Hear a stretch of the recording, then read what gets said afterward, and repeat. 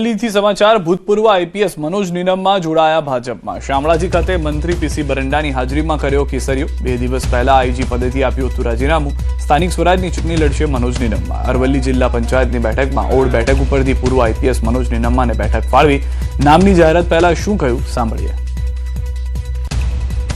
નહીં અને આઈજી સુધીની 42 વર્ષની કારકિર્દી અને હમણાં 2 દિવસ પહેલાં તેમણે રાજીનામું આપ્યું છે અને હવે પોલીસથી લઈને પોલિટિક્સ સુધીની જેમની સફર કરી છે એવા અરવલ્લી જિલ્લાના વતની આઈપીએસ મનોજભાઈ નીનામા ભારતીય જનતા પાર્ટીમાં જોડાઈ ચૂક્યા છે, આપણી સાથે જોડાયા છે ન્યૂઝ 18 સાથે। ખાસ કરીને આપ હવે રાજનીતિમાં આવી ચૂક્યા છો, એક ઓફિસરમાંથી પોલિટિક્સમાં આવ્યા, કેટલો બદલાવ આવશે, શું લાગે છે? આમાં શાસન અને પ્રશાસન અને અધિકારી અને પદાધિકારી ભેદરેખા બહુ નાજુક છે। અહીંયા તમારે પ્રજાની સાથે રહી ગ્રાઉન્ડ લેવલે જઈ પ્રજાની સમસ્યાઓ સાથે રહી એના નિરાકરણ માટેના પ્રયાસો કરવાના રહેશે। ભૂતપૂર્વ આઈપીએસ અધિકારી થઈ ગયા છીએ અને ભાજપમાં પ્રવેશ લીધો છે ત્યારે પાર્ટીના સિદ્ધાંતો, પાર્ટીના નિયમો, પાર્ટીની વિચારસરણી આ બધું ધ્યાને રાખીને તમે નાનામાં નાના માણસ સુધી ફિલ્ડમાં ક્યાં સુધી પહોંચી શકો છો એ ખૂબ જ મહત્વનું છે। ઇલેક્શનનો જે માહોલ છે અત્યારે અને ઇલેક્શન કોણ લડશે કોણ તો સ્થાનિક ચૂંટણીને લઈને પક્ષપલટાનો દોર યથાવત છે। રાજકોટના ધોરાજીમાં ભાજપને ઝટકો લાગ્યો છે। પાટણવાવ અને છાડા વાવદર ગામ પંચાયતના સરપંચ, ઉપસરપંચ સહિત આખી બોડી કોંગ્રેસમાં જોડાઈ ગઈ છે। છાડા વાવદર સરપંચ શારદાબેન કાનગડ કોંગ્રેસમાં જોડાયા। કોઈ પણ જાતની અપેક્ષા વગર માત્ર વિચારધારાથી પ્રભાવિત થઈને તમામ આગેવાનોએ કોંગ્રેસનો કેસ પહેર્યો છે। પાટણવાવ ગ્રામ પંચાયતના સરપંચ અને આખી ગ્રામ પંચાયતની બોડી તથા છાડવાવદર ગામના સરપંચ, ઉપસરપંચ અને આખી બોડી ભારતીય જનતા પાર્ટી છોડી અને કોંગ્રેસ પાર્ટીની અંદર જોડાણ્યા છે, કોંગ્રેસ પાર્ટીના ખેસ પહેર્યા છે। ગીર સોમનાથ કોંગ્રેસમાં ગાબડું પડ્યું છે। ઉનાના રામેશ્વર ગામે અનેક અગ્રણીઓ કોંગ્રેસ છોડી ભાજપમાં જોડાઈ ગયા છે।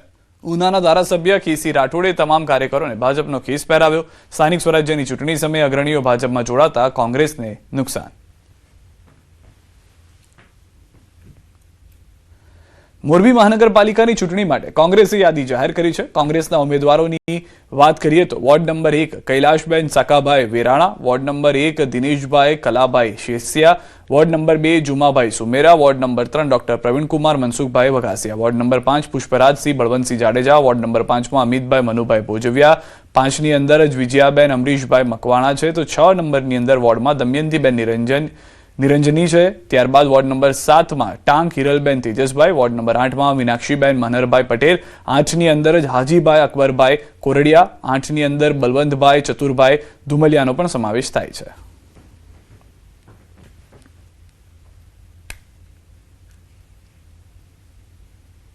અને હવે વાત આનંદ અંબાણીના જન્મદિવસની ઉજવણીની।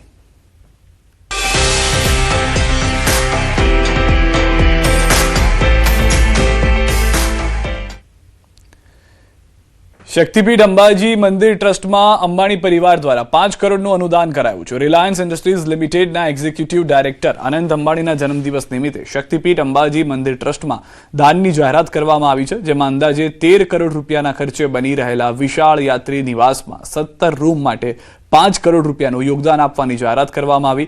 અગાઉ પણ અંબાજી મંદિર ટ્રસ્ટ દ્વારા સંચાલિત નિઃશુલ્ક ભોજનાલયમાં શ્રદ્ધાળુઓને બંને ટાઈમનું ભોજન મળી રહે તે હેતુથી અન્ય ક્ષેત્ર માટે 27.50 કરોડ રૂપિયાની તબક્કાવાર રોકડ સહાયની જાહેરાત કરવામાં આવી હતી। અંબાણી પરિવાર દ્વારા કરવામાં આવેલી આ સેવાકીય કામગીરીને અંબાજી દેવસ્થાન ટ્રસ્ટ દ્વારા હૃદયપૂર્વક આવકારવામાં આવી છે અને અનંત અંબાણીના જન્મદિવસ પ્રસંગે તેમના દીર્ઘાયુ માટે વિશેષ પ્રાર્થના પણ કરવામાં આવી છે। ઇન્ડસ્ટ્રીઝ અને શ્રી અનંતભાઈ પોતે પણ એમના સખાવતી નેચરને કારણે ખૂબ પ્રસિદ્ધ છે। આ સિવાય આજે એમના જન્મદિવસ નિમિત્તે તેઓએ એક વિશેષ જાહેરાત કરી છે કે અંબાજીમાં મંદિર ટ્રસ્ટ દ્વારા જે 13 કરોડના અંદાજિત 13 કરોડના ખર્ચે જે યાત્રીઓના રહેવા માટે એક મધ્યમ વર્ગના લોકો પણ ત્યાં રહી શકે એ પ્રકારનું એક યાત્રી નિવાસ મલ્ટીપર્પઝ બિલ્ડિંગ આપણે અંબાજી મંદિર ટ્રસ્ટ દ્વારા બનાવવાનું ચેરમેન સાહેબની આગેવાનીમાં નક્કી કરેલ છે। તો એ માટે કે અમને 13 કરોડના પ્રોજેક્ટમાં અમને 5 કરોડ રૂપિયાના દાનની જાહેરાત કરી છે. તો આનંદ અંબાણીના જન્મદિવસ નિમિત્તે જામનગર શહેર અને આસપાસના વિસ્તારોમાં આવેલી શાળા અને બાલ મંદિરો વિદ્યાર્થીઓને સ્વાદિષ્ટ તેમજ અવનવા ભોજન પીરસવામાં આવ્યા. રિલાયન્સ દ્વારા અન્ન સેવા અંતર્ગત જામનગરની ભાગોળે આવેલ શિશુ મંદિર ખાતે પણ વિદ્યાર્થીઓને ઢોસા અને ગુલાબ જાંબુના મિષ્ટાન સાથે ભોજન કરાવવામાં આવ્યું. તો સાથે જ બાળકોને રિલાયન્સ દ્વારા ખાસ સ્ટીલની બોટલો પણ અપાઈ. આ રિટર્ન ગિફ્ટ મેળવીને બાળકો પણ ખુશખુશાલ જોવા મળ્યા. આજ રોજ રિલાયન્સ કંપનીના અનંતભાઈ અંબાણીનો આજે જન્મદિવસ છે. એમનો જે જન્મદિવસ છે એ સેવાના માધ્યમથી અન્ન સેવા એ ખાસ કરીને આજના દિવસે એમને આજના અમારા વિદ્યાલયમાં આજે 650 બાળકો છે એમને ભોજન લીધું છે. ભોજનમાં એમને મનગમતા બાળકોના ઢોસા અને સાથે જાંબુ એના લોકપ્રિય હોય છે. આજે એમનો જન્મદિવસ યાદગાર રહેશે. સાથે સાથે બાળકોને રિલાયન્સ પરિવાર દ્વારા એ રિટર્ન ગિફ્ટ તરીકે એક બોટલ જે સ્ટીલની બોટલ છે એ પણ એમને આપી છે. અને સાથે સાથે આજના જન્મદિવસે એમના 31 જેટલા શિક્ષણ કેન્દ્રો એ આનંદ અંબાણીએ દત્તક લીધા છે. આનંદ અંબાણીના જન્મદિવસ નિમિત્તે બાગેશ્વર ધામ ખાતે ભવ્ય ધાર્મિક અનુષ્ઠાનો યોજાયા. આ પ્રસંગે બાગેશ્વર સરકાર દ્વારા વિડીયો સંદેશ મારફતે શુભેચ્છાઓ પાઠવવામાં આવી અને તેમના દીર્ઘાયુષ્ય તથા સુખાકારી માટે પ્રાર્થના કરવામાં આવી. ધામમાં વિશેષ ભોગ પ્રસાદ, સુંદરકાંડ પાઠ, 151 હનુમાન ચાલીસા, ગૌપૂજન અને કન્યા પૂજન સાથે વૈદિક વિધિ અનુસાર પૂજા યોજાઈ. શ્રદ્ધાળુઓ માટે પ્રસાદી ભોજનની વ્યવસ્થા કરવામાં આવી અને સમગ્ર કાર્યક્રમ શ્રદ્ધા અને ઉમંગ સાથે ઉજવાયો. गुजरात की भूमि पर वन तारा के माध्यम से जीव में शिव देखने की परिकल्पना की और सेवा प्रारंभ की. प्रकृति को हरा भरा रखने का दृढ़ संकल्प लिया. आज उनका जन्म दिवस है. बागेश्वर धाम से भी वो बहुत जुड़े हैं. सदैव अन्नपूर्णा भंडारे की सेवा, अनवरत कोई ना कोई सेवा बागेश्वर धाम पर करते रहते हैं. इस बार जन्मोत्सव पर भी उन्होंने अपनी सेवा की. हम बागेश्वर धाम पीठ की ओर से उनके निरोगी तन के लिए, बहुत खुशहाल जीवन के लिए बागेश्वर बालाजी के चरणों में प्रार्थना करते हैं. उनको जन्म दिवस की ढेर सारी शुभकामनाएं. અંબાણીના જન્મદિવસ નિમિત્તે જામનગર શહેર અને આસપાસના વિસ્તારોમાં આવેલી શાળા અને બાલ મંદિરો વિદ્યાર્થીઓને સ્વાદિષ્ટ તેમજ અવનવા ભોજન પીરસવામાં આવ્યા. રિલાયન્સ દ્વારા અન્ન સેવા અંતર્ગત જામનગરની ભાગોળે આવેલ શિશુ મંદિર ખાતે પણ વિદ્યાર્થીઓને ઢોસા અને ગુલાબ જાંબુના મિષ્ટાન સાથે ભોજન કરાવવામાં આવ્યું. તો સાથે જ બાળકોને રિલાયન્સ દ્વારા ખાસ સ્ટીલની બોટલો પણ અપાઈ. આ રિટર્ન ગિફ્ટ મેળવીને બાળકો પણ ખુશખુશાલ જોવા મળ્યા. આજ રોજ રિલાયન્સ કંપનીના અનંતભાઈ અંબાણીનો આજે જન્મદિવસ છે. એમનો જે જન્મદિવસ છે એ સેવાના માધ્યમથી અન્ન સેવા એ ખાસ કરીને આજના દિવસે એમને આજના અમારા વિદ્યાલયમાં આજે 650 બાળકો છે એમને ભોજન લીધું છે. ભોજનમાં એમને મનગમતા બાળકોના ઢોસા અને સાથે જાંબુ એના લોકપ્રિય હોય છે. આજે એમનો જન્મદિવસ યાદગાર રહેશે. સાથે સાથે બાળકોને રિલાયન્સ પરિવાર દ્વારા એ રિટર્ન ગિફ્ટ તરીકે એક બોટલ જે સ્ટીલની બોટલ છે એ પણ એમને આપી છે. અને સાથે સાથે આજના જન્મદિવસે એમના 31 જેટલા શિક્ષણ કેન્દ્રો એ આનંદ અંબાણીએ દત્તક લીધા છે. તો સ્થાનિક સ્વરાજ્યની ચૂંટણીને લઈને ભાજપની પ્રથમ યાદી જાહેર. સુરેન્દ્રનગર મનપાના ઉમેદવારોની યાદી ભાજપે જાહેર કરી છે. સુરેન્દ્રનગર મનપાના 13 વોર્ડના ભાજપ ઉમેદવારોની જાહેરાત. પ્રથમ યાદીમાં અરવલ્લી જિલ્લા અને તાલુકા પંચાયતના ઉમેદવારો પણ જાહેર. મોડાસા, ભીલોડા, બાયડ, માલપુર, મેઘરજ, સાઠંબા સહિત અરવલ્લી જિલ્લાની તમામ તાલુકા પંચાયતના ઉમેદવારો જાહેર થયા છે. અરવલ્લી જિલ્લા પંચાયતની બેઠકમાં ઓડ બેઠક ઉપરથી પૂર્વ આઈપીએસ મનોજ નિનમ્માને બેઠક ફાળવી દેવામાં આવી હોવાની પણ જાણકારી મળી રહી છે. તો પૂર્વ આઈપીએસ મનોજ નિનમ્મા કે જે ભાજપમાં જોડાઈ ગયા છે અને તેઓને જોડાતાની સાથે જ ઉમેદવાર જાહેર કરવામાં આવ્યા હોવાની જાણકારી છે. ભાજપે પોતાની પ્રથમ યાદી પણ જાહેર કરી દીધી છે. સ્વરાજના સંગ્રામને લઈને આ સૌથી મોટા સમાચાર. અમદાવાદ મહાનગરપાલિકાના નામ કાલે જાહેર કરવામાં આવી શકે છે. ભાજપ કાલે કરી શકે છે નામની જાહેરાત. અમદાવાદ શહેર બીજેપીના 19 દાવેદારોએ માંગ્યું છે મેન્ડેટ. વર્તમાન ભાજપ સંગઠનના હોદ્દેદારો પણ દાવેદાર હોવાની જાણકારી મળી રહી છે. ભાજપની ચૂંટણી સમિતિની બેઠકનો ધમધમાટ હજી પણ ચાલી રહ્યો છે. અલગ અલગ નામોની ચર્ચા પર હજી પણ મહોર લગાડવામાં આવી રહી છે. પરંતુ અમદાવાદ મહાનગરપાલિકા જે સતત ચર્ચામાં રહી હતી અલગ અલગ મુદ્દાઓને લઈને, ભાજપના ઉમેદવારોને લઈને, તો તેની પર આવતીકાલે નામ જાહેર થઈ શકે છે તેવી જાણકારી મળી રહી છે. 11 તારીખ છે તે અંતિમ દિવસ છે ફોર્મ ભરવાને લઈને. તો ભાજપ પોતાના ઉમેદવાર એક દિવસ પહેલા અમદાવાદના જે પણ છે તે જાહેર કરી શકે છે.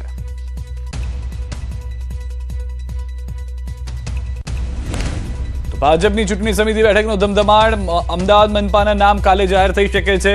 બીજી તરફ સ્થાનિક સ્વરાજની ચૂંટણીને લઈને સુરેન્દ્રનગર મહાનગરપાલિકાના ઉમેદવારોની યાદી જાહેર કરી દેવામાં આવી છે. સુરેન્દ્રનગર મનપાના 13 વોર્ડના ભાજપ ઉમેદવાર જાહેર થઈ ચૂક્યા છે. અરવલ્લીના ઉમેદવારોના પણ નામ જાહેર કરવામાં આવ્યા છે.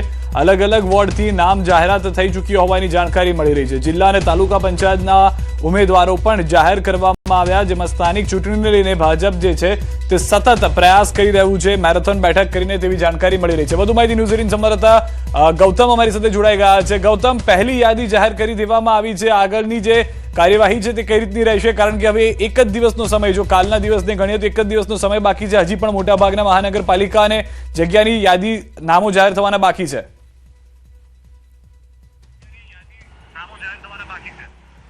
બિલકુલ સિદ્ધાર્થ, 11 તારીખ છેલ્લી છે સ્થાનિક સ્વરાજ્યની ચૂંટણીમાં ઉમેદવારી પત્ર ભરવા માટેની, અને તે વચ્ચે ભારતીય જનતા પાર્ટીએ છેલ્લા 3 દિવસથી કશમકશ મહેનત કરી રહ્યું છે. ઉમેદવારો પસંદગી માટેની મેરેથોન બેઠકો કરી રહ્યું છે. 7 તારીખથી આ બેઠકની શરૂઆત થઈ છે, જેમાં સૌપ્રથમ ઉત્તર ગુજરાત અને ત્યારબાદ સૌરાષ્ટ્રના કેટલાક જિલ્લાઓનો સમાવેશ મંથનની અંદર કરવામાં આવ્યો હતો. ગઈકાલે પણ મોડી રાત સુધી, એટલે કે 12:30 વાગ્યા સુધી આ બેઠક જે છે તે ચાલી હતી. આજે પણ વિધિવત રીતે 11 વાગ્યા સુધી આ બેઠક જે છે તે ચાલી રહી છે.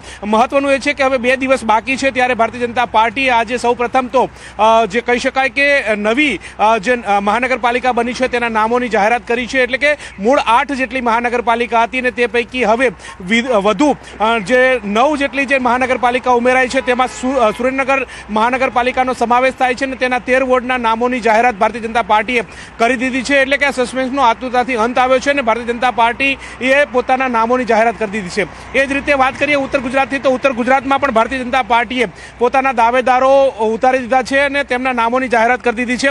અરવલ્લી તાલુકા પંચાયતના જે નામો જાહેર કરી દીધા, અરવલ્લી જિલ્લાના નામો જે છે તેની જાહેરાત પણ કરી દેવામાં આવી છે, જેમાં મોડાસા, મેઘરજ, માયડ, બાલપુર, મેઘરજ, સાઠંબા, અરવલ્લી સહિતના જે તમામ તાલુકા જે છે તેના નામોની જાહેરાત કરી દેવામાં આવી છે. 2 નગરપાલિકા છે તેના નામો પણ જાહેર કરી દેવામાં આવ્યા છે. એટલે કે આમ જે આતુરતાપૂર્વક રાહ જોવામાં આવતી હતી તેનો અંત આવ્યો છે. સૌથી મહત્વના સમાચાર એ છે કે 2 દિવસ પૂર્વે જ પૂર્વ આઈપીએસ મનોજ નિનામાએ રાજીનામું આપ્યું હતું. રાજીનામું આપ્યા બાદ આજે શામળાજીથી કેસરિયા કર્યા છે, અને કેસરિયા કરતાની સાથે જ તેમને લોટરી લાગી હોય તે પ્રકારના સમાચાર પ્રાપ્ત થઈ રહ્યા છે. કારણ કે જે પ્રકારે તેમનું નામ પણ સામે આવ્યું છે, જે કહી શકાય કે અરવલ્લી જિલ્લા બેઠક ઉપરથી તેમને ઉતારવામાં આવ્યા છે. એટલે કે અરવલ્લી જિલ્લાના જે ઓડ બેઠક જે છે તેમાંથી તેમને હવે નામાંકન પત્ર ભરશે આવતીકાલે, તે પ્રકારના સમાચાર પ્રાપ્ત થઈ રહ્યા છે. તેમના નામની જાહેરાત કરવામાં આવી છે નવા જે નામો જાહેર થયા છે તેમાં. અને એટલે કે જે 2 દિવસ પહેલા જ પૂર્વ આઈપીએસ મનોજ નિનામાએ રાજીનામું આપ્યું હતું, અને તેમને હવે ભારતીય જનતા પાર્ટીએ વિધિવત રીતે ઉતાર્યા છે. મહત્વનું સાથે સાથે એ છે કે હવે અમદાવાદમાં સૌથી મોટી મહાનગરપાલિકા છે તેના નામો ક્યારે જાહેર થશે તે અંગેનું સસ્પેન્સ જે છે તે હજુ પણ યથાવત રીતે લાગી રહ્યું છે. કારણ કે ગઈકાલે આવતીકાલે પણ હજુ એક દિવસ જે પાર્લામેન્ટરી બોર્ડ જે છે તેનો સમય અવધિ વધારવામાં આવી છે. એટલે કે આવતીકાલે પણ ભારતીય જનતા પાર્ટીની પ્રદેશ જે સમિતિ જે છે તે મહાનગરપાલિકા માટે મંથન કરવામાં આવશે. અને તે અંતર્ગતની વાત કરીએ તો તેમાં અનેક નામો જે છે તે ચર્ચાઈ રહ્યા છે. એમાં નામોમાં કોને સમર્થન મળે છે તે પ્રકારની વાત છે. આ વચ્ચે મહત્વના સમાચાર એ પણ આવી રહ્યા છે કે ભાજપે 23 જેટલા હોદ્દેદારો જે છે અમદાવાદ મહાનગરપાલિકામાં તેમને ટિકિટની દાવેદારી કરી છે. તેમાં 19 જેટલા દાવેદારોએ મનપાની ચૂંટણી માટેનું મેન્ડેટ માંગ્યું છે. એટલે કે આમ જોવા જઈએ તો ભારતીય જનતા પાર્ટી એક પદ એક હોદ્દાની વાત કરતું હોય છે, ત્યારે આ જે મેન્ડેટ માંગવામાં આવ્યું છે તેને કેટલું સમર્થન આપે છે, કેવી રીતે તેને પ્રાધાન્ય આપે છે, તે ઉપર સૌ કોઈની નજર મંડરાયેલી છે. શું ભારતીય જનતા પાર્ટી આ લોકોને ફરી હોદ્દા ઉપર તો છે જ તે સંગઠનના, પરંતુ તેમને મેન્ડેટ પણ આપશે, છૂટશે પણ ખરા, આ પ્રકારની વાત સામે આવી રહી છે. એની વચ્ચે બીજી પણ વાત એ આવી રહી છે કે કેટલાક વિસ્તારની અંદર ભારતીય જનતા પાર્ટી, અમદાવાદ શહેરની વાત કરીએ તો અમદાવાદ શહેરની અંદર કેટલાક વિસ્તારોની અંદર સૌરાષ્ટ્રના પાટીદાર વસે છે, પરંતુ ત્યાં ઉત્તર ગુજરાતનું પ્રતિનિધિત્વ ધરાવતા લોકો જૂજ વસે છે અને તેમને ટિકિટ આપવાની વાત આવી રહી છે. તો એ જ રીતે જે ઉત્તર ગુજરાતના પાટીદારોની સંખ્યા મોખરે છે, ત્યાં સૌરાષ્ટ્રના પાટીદારોને ટિકિટ આપવામાં આવી રહી છે. આ પ્રકારનો પેચ પણ ફસાયેલો જોવા મળી રહ્યો છે. ત્યારે તેમાં કોને ઉતારે છે મેદાને તે ઉપર સૌ કોઈની નજર મંડરાયેલી જોવા મળી રહી છે. પરંતુ કહી શકાય કે વિધિવત રીતે ભારતીય જનતા પાર્ટીએ નામોની જાહેરાત કરી દીધી છે. ઉત્તર ગુજરાત અને સૌરાષ્ટ્રથી આ નામોની શરૂઆત થઈ ચૂકી છે. સાથે સાથે એ પણ સામે આવી રહ્યું છે કે અમદાવાદની વાત કરીએ તો અમદાવાદમાં 48 વોર્ડ જે છે, 192 જેટલા ઉમેદવારો જે છે તે મેદાને ઉતારવાના છે. ત્યારે તેમના નામો હજુ સુધી જાહેર કરવામાં નથી આવ્યા. આવતીકાલે તેને લઈને મંથન થશે. એટલે કે આવતીકાલ સાંજ સુધીમાં તમામ પેજ ક્યાં ફસાયેલો છે? વારંવાર એક જ સવાલ ઉઠી રહ્યા છે કે એટલી મેરેથોન બેઠક થઈ રહી છે, અમદાવાદ મહાનગરપાલિકાને લઈને ઉમેદવારોના નામ જાહેર કરવામાં એક દિવસ એક્સટેન્ડ કરવો પડી રહ્યો છે. પેજ ક્યાં ફસાયો છે અહીંયા આગળ? ડિમાન્ડ એટલી બધી છે, માંગ એટલી બધી છે કે પછી લોબિંગ ચાલી રહ્યું છે?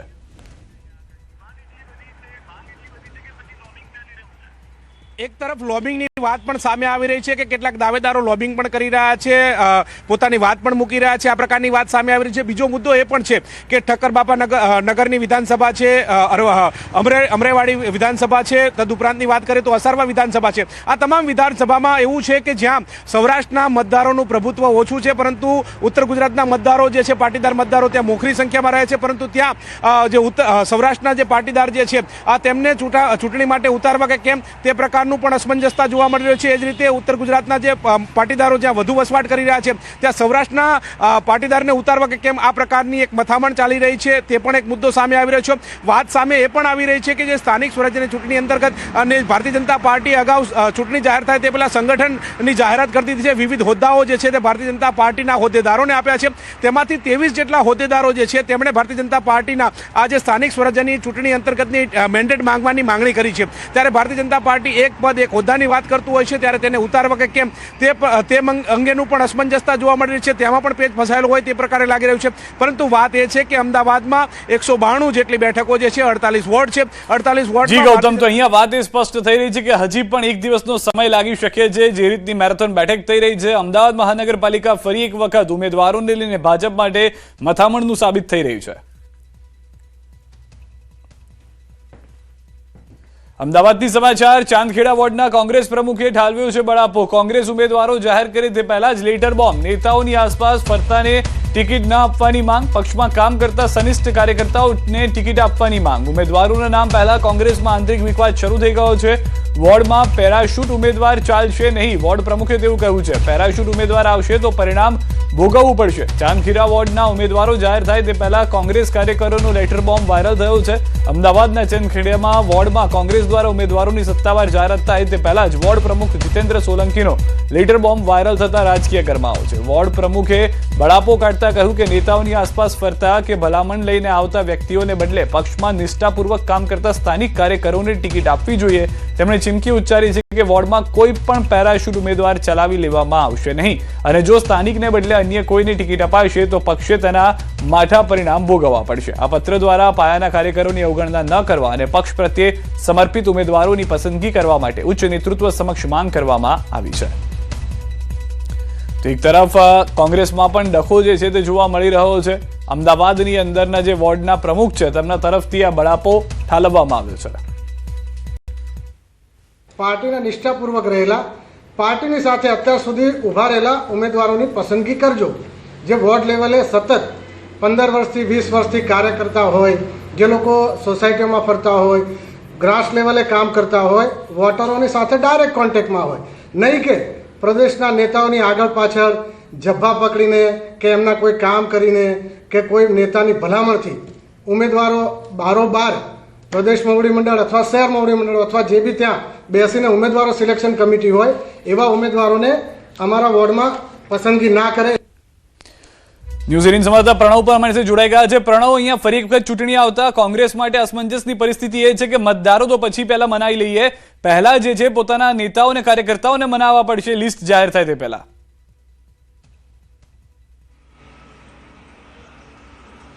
સીધા ચોક્કસ જે રીતે ચાંદખેડા વોર્ડ પ્રમુખ છે જીતેન્દ્ર સોલંકી, તેનો જે પત્ર વાયરલ થયો છે તેને લઈને કોંગ્રેસ કાર્યાલયમાં હડકંપ મચી ગયો છે. કારણ કે આજે કોંગ્રેસના જ વોર્ડ પ્રમુખે આ પત્રમાં એ સ્પષ્ટપણે લખ્યું છે કે નેતાઓની આસપાસ ફરતા એટલે નેતાઓને જબ્બો પકડતા આ લોકોને ટિકિટ ના આપવામાં આવે, કાર્યકર્તાઓ જે વર્ષોથી કામ કરી રહ્યા છે તેને જ ટિકિટમાં પ્રાધાન્ય આપવામાં આવે અને જો આ પ્રકારની ઘટના નહીં બને તો ચોક્કસપણે કોંગ્રેસ પાર્ટીને તેના માઠા પરિણામો ભોગવવાનો વારો આવશે. એટલે સ્પષ્ટપણે કોંગ્રેસના કાર્યકર્તાઓ જ આ કોંગ્રેસના નેતાઓને સ્પષ્ટ કહી રહ્યા છે અને સાથે જ પેરાશૂટ ઉમેદવાર કોંગ્રેસ પાર્ટીમાં ચાંદખેડા વોર્ડમાં નહીં એક્સેપ્ટ કરવામાં આવે તે પ્રકારની વાત અહીં કરી રહ્યા છે. મહત્વપૂર્ણ એ પણ છે કારણ કે કોંગ્રેસ પાર્ટીએ પોતાની પ્રથમ યાદી જાહેર તો કરી છે, તેની અંદર ચાંદખેડા વોર્ડની અંદર માત્ર એક જ નામ જાહેર કરાયું છે, રાજશ્રી કેસરી, જેઓ પૂર્વ એટલે સિટિંગ કોર્પોરેટર હતા તેઓને રિપીટ કરાયા છે. તો બીજી તરફ કોંગ્રેસમાં પણ એ અસમંજસ સ્થિતિ જોવા મળી રહી છે કે હજુ પણ કોંગ્રેસ પાર્ટીએ પોતાની બીજી યાદી જાહેર નથી કરી. તેની અંદર અમદાવાદ શહેર, રાજકોટ, સુરત, વડોદરા અન્ય મહાનગરપાલિકાના જે ઉમેદવારો છે તેને હજુ પણ ક્યાંક ને ક્યાંક અસમંજસ સ્થિતિ જોવા. જી આભાર પ્રણવ સમગ્ર માહિતી બદલ. તો હાલમાં જે રીતે પ્રણવ પણ જણાવી રહ્યા છે, કોંગ્રેસના ઉમેદવારો જે છે તેને મનાવવાનો પ્રયાસ સૌથી મોખરે છે. એઆઈએમઆઈએમે અમદાવાદ મક્તમપુરાના ઉમેદવારો જાહેર કર્યા. ઓવેસીની પાર્ટીએ રાકેશ મહેરિયા, એઝાઝ ખાન પઠાણ સહિત 4 ઉમેદવારોના નામ જાહેર કરી દીધા છે. રાકેશ મહેરિયાનું અગાઉ આપમાંથી નામ જાહેર થયું હતું. ગત મોડી સાંજે રાકેશ મહેરિયા એઆઈએમઆઈએમમાં જોડાયા હતા. એઆઈએમઆઈએમનો ખેસ ધારણ કરતા ઉમેદવાર જાહેર કરી દેવામાં આવ્યા છે. ખેડૂત નેતા રાજુ કરપડાએ કર્યા છે કેસરિયા. પૂર્વ આપ નેતા ભાજપમાં જોડાઈ ગયા છે. ગાંધીનગર કમલમ ખાતે ભાજપમાં જોડાયા છે. સુરેન્દ્રનગર જિલ્લાના ખેડૂત નેતા છે રાજુ કરપડા. ભાજપ આગેવાનોની હાજરીમાં ભાજપનો કેસરિયો ધારણ કર્યો છે. તો ભાજપમાં જોડાયા બાદ રાજુ કરપડાનું નિવેદન. આમ તો 2017-18માં ખેડૂત સંગઠનમાં ચલાવતો, ત્યારબાદ 2021માં એક પક્ષમાં જોડાયો. ચોક્કસ પક્ષમાં ખેડૂત અવાજ બુલંદ બનાવવા નીકળ્યા. જ્યારે કુદરતી આફત આવી ત્યારે અવાજ બનવાનો પ્રયાસ કર્યો. ખેડૂતોનું હિત માટે સરકાર સામે વિરોધ કરીને હિત નહીં થાય, પરંતુ સરકાર સામે વિરોધ પ્રદર્શન કરીને હિત નહીં થાય. વિરોધ કરીને ચહેરો ચમકે. ખેડૂતોના હિત માટે હું ભાજપમાં જોડાયો છું. ખેડૂતોની સ્થિતિ સારી નથી. હું જ્યારે જેલમાં હતો ત્યારે રાહત પેકેજ આપ્યું, એટલે ખેડૂતોની સ્થિતિ સારી છે. આવડી મોટો સમાજ છે, સરકાર ખેડૂતો માટે ચિંતિત છે. આવનાર સમયમાં 100% પરિણામ મળશે. નહીં કરે તો અરે ન કરવાનો મુદ્દો જ ક્યાં આવે છે? કોઈ પણ રાજકીય પાર્ટી હશે, એને ખેડૂતોના મત જોઈએ છે. હું ચોક્કસથી માનું છું ભારતીય જનતા પાર્ટી ખેડૂત માટે ચિંતિત છે ને એટલા માટે 10,000 કરોડ રૂપિયાનું રાહત પેકેજ ચાલે છે. નાયબ મુખ્યમંત્રી સાથે કરપડાની મુલાકાત. રાજુ કરપડા અને હર્ષ સંઘવીની મુલાકાત. ગાંધીનગર સર્કિટ હાઉસ ખાતે મુલાકાત. ભાજપમાં જોડાયા બાદ કરપડાની મુલાકાત. 2 મિનિટ સુધી શુભેચ્છા મુલાકાત કરી. સામાજિક આગેવાનોને પાઠવી શુભેચ્છા.